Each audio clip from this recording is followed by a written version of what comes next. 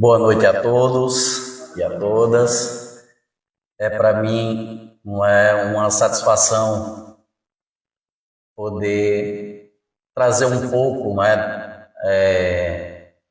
de reflexões acerca do Evangelho para essa casa que hoje comemora 36 anos e é a casa daquele que sempre recorremos, que é o nosso irmão doutor Bezerra de Menezes.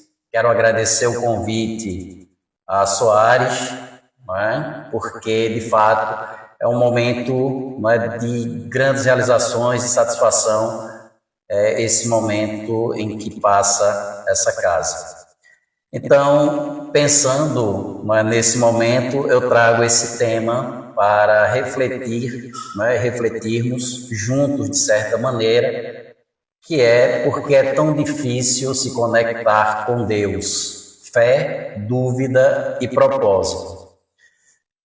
É um tema que, de fato, já nos provoca desde o início. Por que é tão difícil se conectar com Deus? Eu acredito que essa provocação feita nesse momento, cada um de vocês já estão pensando de fato, é difícil ou não é difícil essa conexão com Deus? Será que em algum momento já passamos, já sentimos essa dificuldade de nos conectarmos de fato com Deus? Ou essa conexão com Deus, ela é de fato uma conexão simples de ser realizada? Então é sempre importante estarmos pensando nessa conexão.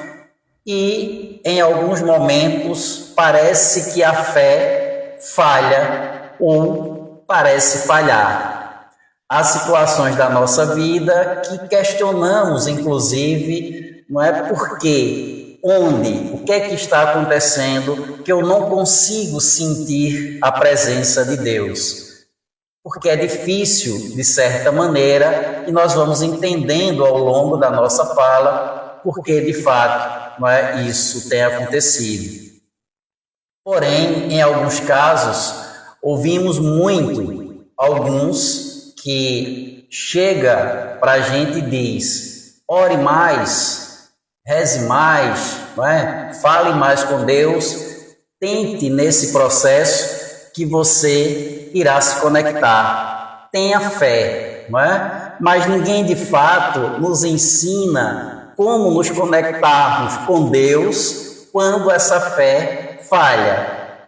Orar por si só não é suficiente, porque às vezes nós o fazemos, mas o fazemos de uma maneira muito mecânica. Às vezes para cumprir um percurso que me parece natural no processo evolutivo, no processo da evangelização. Orar, rezar é uma fala, é uma conexão com Deus, é uma maneira direta de nos conectarmos.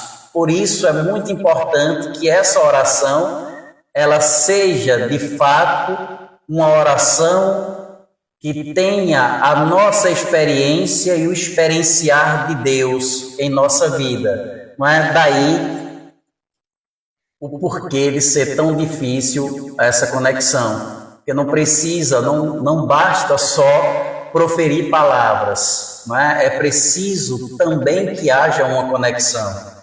Às vezes a gente faz aquela oração belíssima, faz uma oração muito rica do ponto de vista da fala, da gramática, mas é uma oração que está desconectada de Deus, porque é uma oração simplesmente para nos alimentar o ego, às vezes, de dizer que sabemos orar bem, falar bem, e nem sempre esse tipo de oração é de fato um instrumento que nos leva a uma conexão real com Deus.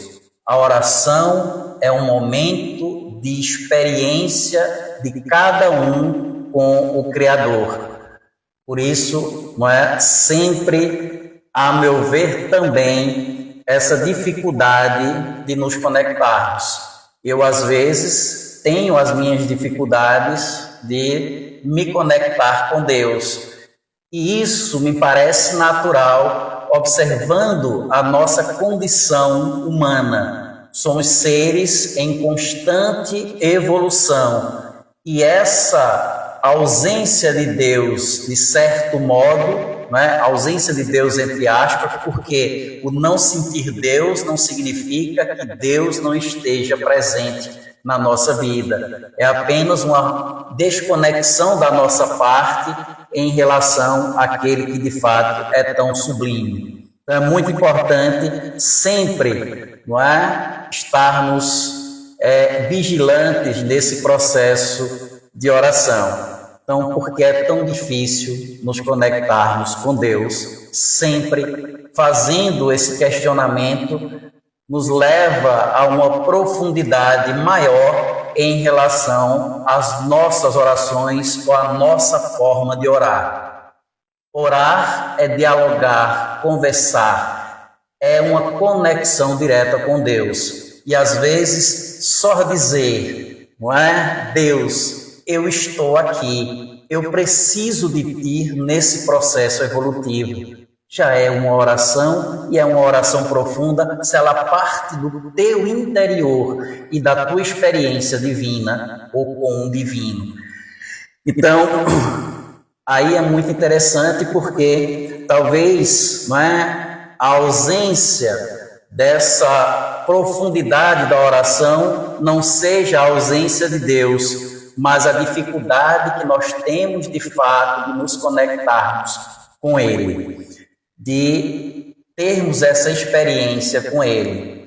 Eu vou trazer uma reflexão, não é? É uma história minha, e aqui me permitam fazê-la, que é o seguinte, não é? Eu já fui seminarista, não é? Estudei para padre por um bom tempo, mas aí durante o período da filosofia eu entrei em crise e me afastei do seminário, não cheguei à teologia, mas há uma situação muito peculiar e que tem uma relação direta com esse aspecto, não é, da oração, com esse aspecto porque é tão difícil de nos conectarmos com Deus. E uma certa vez, na capela, pela manhã, em oração, o nosso reitor, o padre Giuseppe, aí ele me disse o seguinte, não é? No sermão ele olhava para mim e aquilo foi muito profundo, não é? E me cortava como uma navalha, porque ele falava o seguinte, no sermão ali na Igreja Católica chamamos de homilia,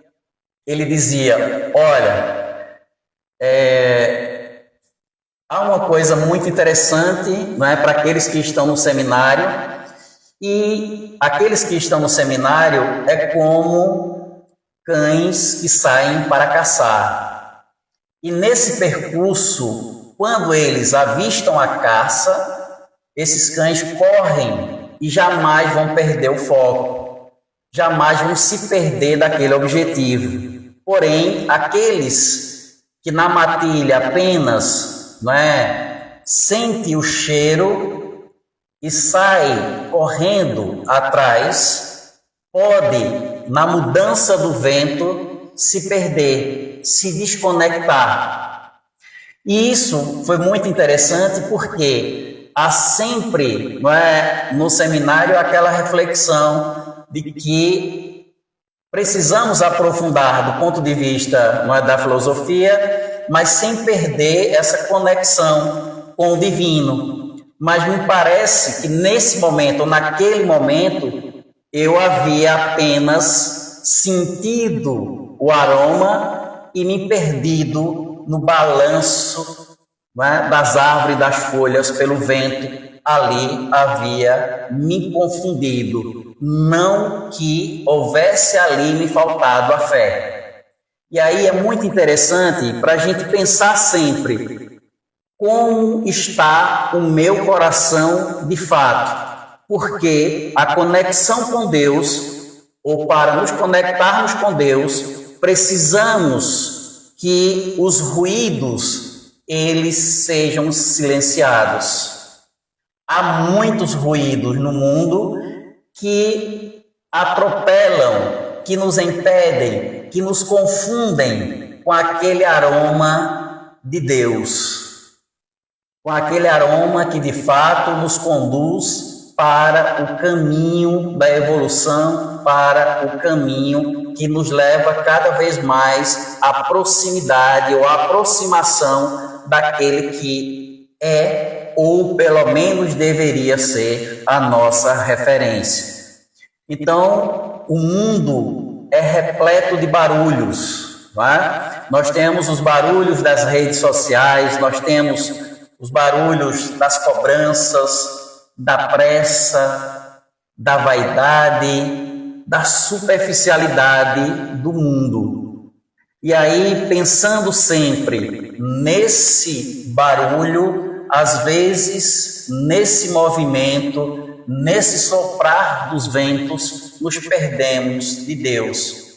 Deixamos que essa conexão real com Deus se afaste, porque Deus não se afasta de nós. Nós nos afastamos dele em algum momento. Então é muito importante estarmos sempre atentos para esses ruídos, para esses ventos que sopram e para onde sopram, para onde estão me levando, para onde esse vento está me conduzindo. Essa condução, de fato, é uma condução que me fará evoluir a ponto de me aproximar cada vez mais daquele objetivo, não é? Daquele lugar que tanto desejo na condição de cristão que somos. Também não é significativo aí essa perspectiva para pensarmos. E há também aquele barulho, não é? Que é um barulho sutil. E qual seria esse barulho sutil? Que às vezes nós não paramos para pensarmos sobre eles, não é? Como eu já havia dito, há aquele barulho das redes sociais, há o barulho da objetividade das coisas, do materialismo, e há aquele barulho também em que nós não conseguimos parar para refletirmos sobre as nossas práticas, sobre as nossas atitudes. E aí sempre queremos que tudo venha ao nosso tempo, do nosso modo, não é? Da forma como nós idealizamos. Mas nós idealizamos de acordo com um tempo que é muito superficial e muito vazio, que é o tempo materialista, que é o tempo material e que nos embriaga de certa maneira. E aí, esses ruídos, não é, nos tira o propósito de fato e nos provoca no sentido de ficarmos na dúvida que tenho ou não tenho, como é que está a minha fé. E aí no Livro dos Espíritos, começando pela questão 919, não é bem interessante porque essa reflexão, ela nos provoca aí um pouquinho, né? Eu pensando no grupo de estudos, não é? Uma colega nossa que vai para 919A, não é? Nós vamos chegar lá um pouquinho. E aí, pensando em todos esses elementos, não é? Na questão 919, aí diz o seguinte: qual o meio prático mais eficaz que nós temos, não é, enquanto homem, para nos melhorar nesta vida, não é? E resistir à atração do mal, não é? Um sentido aí posto. E eu sempre costumo dizer que o mundo ele tem um abraço que é caloroso e é cativante. Quando nós falamos aqui da atração do mal, é muito interessante, mas aí para mim tem uma questão muito significativa em relação a isso. Porque a atração, ela nos suga, ela nos puxa, ela, de certo modo, nos faz resistir. Atração, atrair, puxar. Mas quando você recebe do mundo um abraço, O abraço ele é cativante. Não há no abraço a sensação de rejeição. O abraço é acolhimento. E o mundo, muitas vezes, ele faz isso. Ele nos atrai de uma maneira sutil, que quando nos damos conta, já caímos nesse abraço.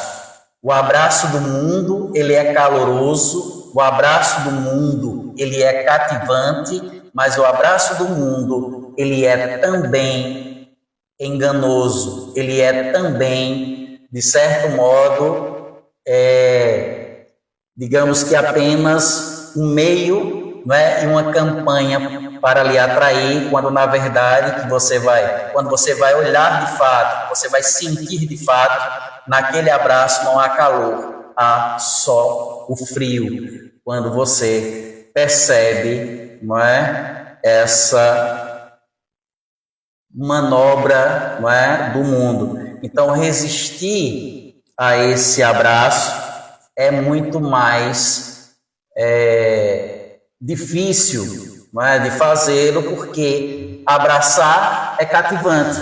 Abraçar é muito gostoso quando você recebe um abraço, não é, de alguém. Então, receber um abraço é bom. E aí eu sempre digo que o mundo nos abraça, mas de que maneira esse mundo nos abraça? Qual é o lugar do abraço que nós nos colocamos para receber desse mundo que está aí barulhento, que está aí o tempo todo a nos desvirtuarmos daquilo que de fato nos interessa? Não é? É aquele seminarista que estava lá no seminário, que não conseguiu sentir, que não conseguiu ver, apenas sentiu um aroma que se perde no vento.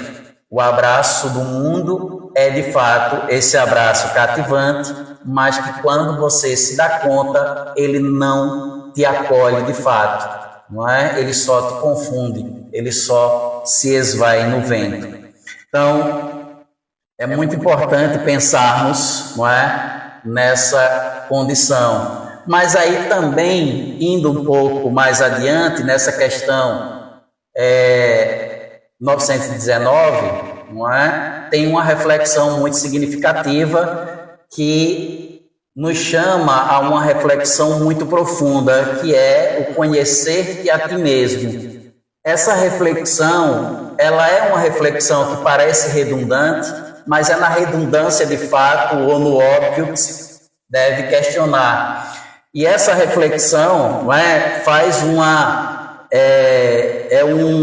aforismo grego, né, na verdade, que ganha uma proporção muito significativa no filósofo grego Sócrates, mas que já estava lá escrita no templo de Apolo, não é, na cidade de Delfos, lá na Grécia Central. E aí é muito interessante porque essa reflexão, não é, esse conhece-te a ti mesmo, nos provoca bastante, porque aí nós começamos a sair desse barulho do mundo para nos depararmos também com os nossos barulhos, com o barulho interior, não é? E Sócrates, ele tem na sua base filosófica aquilo que ele chama de maêutica ou de paideia, não é? Que é o partejar, que é o trazer de dentro para fora. E esse conhece-te a ti mesmo é trazer essa condição que está interna para o externo, é refletir sobre aquilo que te completa enquanto sujeito, não é? Que está nas profundezas do eu, vamos dizer assim.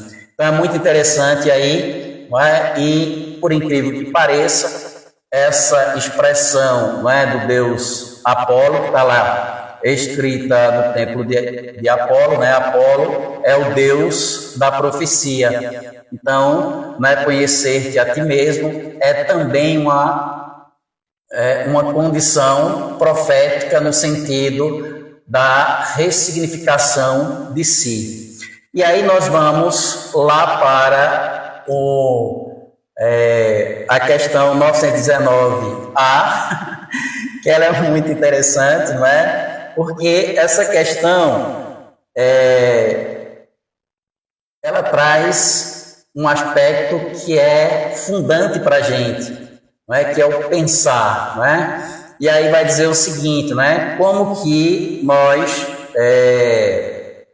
observando essa sabedoria do conhece-te a ti mesmo, nós podemos fazer ou possamos fazer, não é, essa reflexão aí. Mas há uma dificuldade, não é, muito grande em se conhecer, em conhecer a si mesmo. E aí veja como isso é interessante. Quando nós perguntamos a alguém, fala um pouquinho de fulano, traz as características de alguém, então a gente consegue fazer isso com uma facilidade gigantesca.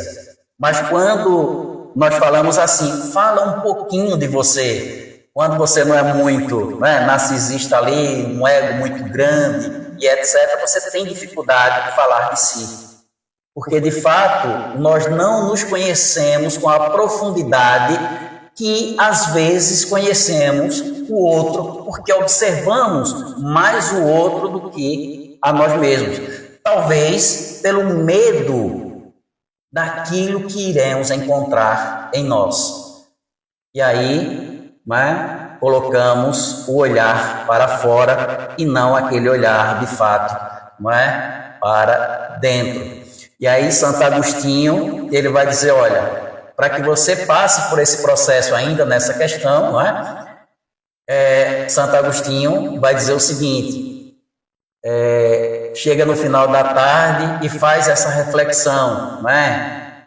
Tenta a compreender as tuas ações, revisita as tuas atitudes, tenta entender o que foi que tu fizestes ao longo do dia. Vamos pegar ao longo do dia porque é uma coisinha mais curta, é mais fácil da gente refletir, porque se pegar durante a semana, se pegar o mês e se pegar o ano, a gente enlouquece de tanta coisa que fizemos que não é tão interessante. E aí, quando você pensa, não é, em interrogar essa consciência no final de cada dia, é uma forma de você avançar no autoconhecimento e de você perceber em que momento você, de fato, não conseguiu ser aquele ser que se conecta com Deus, de estar conectado com Deus. E essa autorreflexão, essa reflexão ao término do dia, tentando entender o que foi que eu fiz, de que maneira eu fiz e por que eu fiz, vai fazer com que você pense um pouco mais ao reproduzir aquilo que tirou de você o sono às vezes. Então, Deus fala, não é? Nesse silêncio que nós fazemos. Mas aí também há uma coisa muito interessante, que nós precisamos o tempo todo estarmos vigilantes às nossas práticas e às nossas atitudes, porque Deus fala para a gente nesse silêncio da nossa consciência. Deus faz com que esse silêncio ele seja de fato a porta de entrada para que aquele sentimento, não é? Aquela presença de Deus, ela exista. Mas aí também há um aspecto para a gente pensar. E quando nós nos conectamos demais com as coisas da vida material, como é possível, ao término do dia, esvaziar toda essas informações para que no silêncio Deus fale com a gente? E às vezes nesse intervalo, não é, entre o esvaziar-se dos barulhos do dia a dia, dos barulhos objetivos, não é? Há um barulho também que nos inquieta, que é o barulho da nossa própria consciência. E às vezes ele é tão alto que nós não conseguimos, pela altura desse barulho, ouvir o sutil chamado, o sutil convite de Deus para ressignificar as nossas práticas, porque estamos muito cheios, não é, dessas impressões do mundo, dessas impressões do cotidiano, que o tempo todo, não é, nos provoca. Mas isso significa que nós temos que ser seres puros? Óbvio que não, não ainda, não é? Nós buscamos essa pureza, nós buscamos essa perfeição, nós buscamos atingir aquele lugar, não é, mais elevado, mas sempre vamos ter aquelas dificuldades, vamos sempre ter aqueles momentos, não é, de tropeço.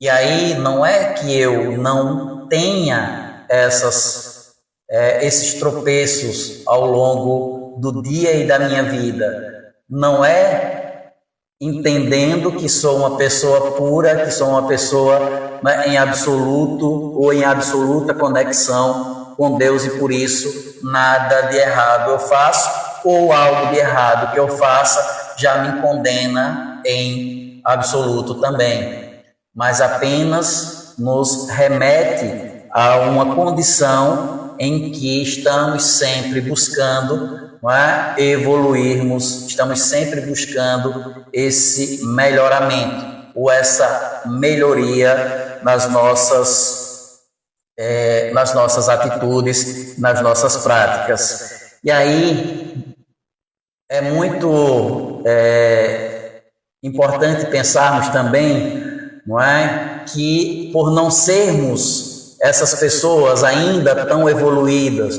porque aí quando chega no final da tarde, fazemos aquela reflexão e às vezes também nos condenamos por isso. Não é esse o propósito, não é, da autocondenação e do autoflagelo, mas a partir dessas práticas, a autorreflexão, para que esses deslizes da vida, eles comecem a serem suavizados, né, em práticas e atitudes posteriores. E aí Deus não é, de fato, né, um prêmio que está lá para aquele que acerta mais ou que acerta menos. Deus é, de fato, presença constante, mesmo quando nós erramos. Nós precisamos apenas amadurecermos em consciência em relação a isso. Deus não é prêmio, né? Deus não é aquele que, de fato, é mais para um e menos para outro. Nós somos, no percurso, menos quando fazemos menos, mais quando fazemos mais. Mas Deus sempre lá estará, sempre, não é, será aquele horizonte para aquele que, ao abrir os olhos, irá vê-lo, irá, não é, seguir através, não é, dessa experiência de Deus. E aí, a fé, de fato, a fé precisa passar por esse processo de questionamentos às vezes, não é? Questionar não significa não ter Deus como referência, ou não significa que estamos perdendo Deus, mas a fé para nós é uma fé que tem como base a razão também, não é? A fé raciocinada, não aquela fé cega, como nós vamos ver aí no Evangelho segundo o Espiritismo, não é? A fé raciocinada. A fé não é aquela dogmática. Eu creio ou não creio. Se eu questiono, eu perco todo o horizonte. Não é? Talvez aí, lá, quando eu questionava, esse horizonte se perdeu, porque era dogmático, não era uma fé raciocinada. A nossa fé, ela é de fato uma fé raciocinada. É uma fé que tem conexão e que caminha também com a razão. E aí é muito interessante. Quando nós temos medo em questionar certas questões relacionadas a Deus, isso nos mostra a fragilidade de nossa fé. Nós não questionamos se esse prédio vai cair se ele não tiver fissuras. Se ele tem fissuras, então, se você vê as fissuras do prédio, você percebe que esse prédio vai cair e começam os questionamentos. A fé raciocinada, de fato, é uma fé amadurecida, que não me impede de questionar esse prédio cairá ou não cairá. Aqui sim, de fato, eu sei que não. Mas quando a fé apresenta fissuras, o questionamento, ele de fato abre aquilo que já existe, não é? Então, por isso, muito importante também pensarmos nisso. E isso é de fato, o questionamento é de fato um crescimento, é um sinal desse crescimento espiritual. Questionar é de fato, faz parte também desse processo. Questionar não significa afastar Deus de mim ou me afastar de Deus. Significa que eu estou amadurecendo na fé. Quando alguém diz assim: olha, eu vi teu filho fazendo tal coisa. Se você conhece de fato teu filho, você vai dizer: não faz sentido isso, não é? Então, aí está de fato uma fé raciocinada e somos convidados sempre a esse aspecto, né? A essa fé fundamentada na razão. E aí, quando nos conectamos de fato com Deus, nós fazemos isso quando silenciamos, como disse, para o mundo, porque o barulho do mundo nos tira essa conexão, nos tira esse sentir de Deus. E aí, sempre questionando isso, sempre olhando para Deus de maneira a senti-lo com maior profundidade. E aí eu estou me afastando de Deus, ou eu estou apenas aprendendo a ouvir Deus de outra maneira. E cada um tem a sua forma de ouvir Deus. Cada um tem a sua forma de compreender Deus, de sentir Deus. Não é? Por mais que façamos, por mais que digamos, é dessa forma ou daquela, é apenas uma maneira de dizer que Deus está lá. Mas cada um tem uma experiência íntima com Ele. E é dessa forma que nós vamos sempre avançando, evoluindo e sentindo esse abraço que de fato é real e não aquele abraço, como disse lá, não é? Na questão 919, não é? E um pouco antes também, de que o abraço do mundo ou as coisas do mundo te atrai. O abraço do mundo, ele é cativante. O abraço de Deus, ele é algo imensurável. Você não consegue apenas, você sente. E você não consegue, de fato, por mais que tente descrever como é o abraço de Deus, a sua experiência com Deus para o outro, jamais o outro irá, de fato, sentir a sensação que você sentiu ao senti-lo. A impressão de Deus, ela é de fato muito profunda. E aí cada um consegue a sua maneira e a forma como já tem evoluído nesse processo, porque de fato é um convite sempre muito profundo essa caminhada nossa. E cada um à sua maneira e no seu tempo e com o seu tempo se conecta com Deus. E aqui, já caminhando para o encerramento também, pensando e que mesmo não sentindo Deus, Ele continua lá, Ele continua também dentro de nós. Só precisamos silenciar e ouvir no silêncio o grito que é o mais alto, mas o que mais nos acalma. É no silêncio o grito de Deus, dizendo: eu estou aqui.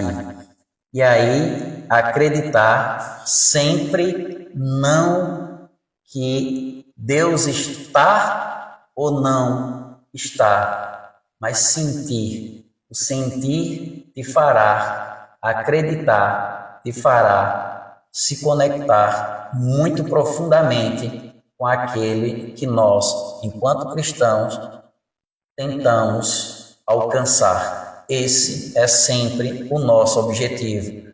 Fazermos aquilo que é necessário nesse processo reencarnatório, a condição de nos aproximarmos cada vez mais da perfeição de Deus. E aí é o desafio para cada reencarnação, não é? E eu acredito que cada um de nós aqui tem esse propósito, que não é fácil, mas se pararmos um pouco mais no barulho do mundo, nos afastarmos um pouco mais, essa conexão com Deus, ela de fato se fará muito mais presente. E aí, como é difícil nos conectarmos com Deus. Difícil nos conectarmos com Deus, porque sempre o barulho do mundo, o abraço do mundo, a atração do mundo, ela é muito forte. Se não tivermos no nosso dia a dia, se não tivermos na nossa vida aquele momento de oração, seja ela na família, seja ela no grupo, seja ela também individual, mais esses ruídos, mais esse abraço do mundo, ele se tornará cativante, mais cativante, e também mais difícil será de você evitá-lo. Orar é conectar-se com Deus, é se conectar com Deus. Orar, rezar, falar com Deus, cada um à sua maneira. Não importa se na hora que eu acordo, se durante o dia ou se à noite. Deus, obrigado pelo dia que me deste, obrigado pela capacidade que tenho de conseguir, não é, evitar determinadas atrações do mundo. É uma oração. Orar é, de fato, falar aquilo que você sente, independente das palavras ditas, da forma como, não é, convencionalmente se diz. É preciso falar dessa forma ou daquela. A experiência de Deus é de cada um, não é? E cada um, à sua maneira, estabelecerá essa conversa com o Criador. Não se preocupem, não é, com as palavras, se estão saindo bonitas, se estão bem elaboradas, se estão bem conectadas gramaticalmente, porque não é isso que te conecta com o Criador, não é isso que te aproxima do Criador. O que te aproxima do Criador é a pureza das palavras que são proferidas, é de fato a intenção das palavras proferidas, é aquela que sai pela necessidade e nunca pela vaidade da oração. Agradeço, não é, a paciência de vocês pelo tempo nosso.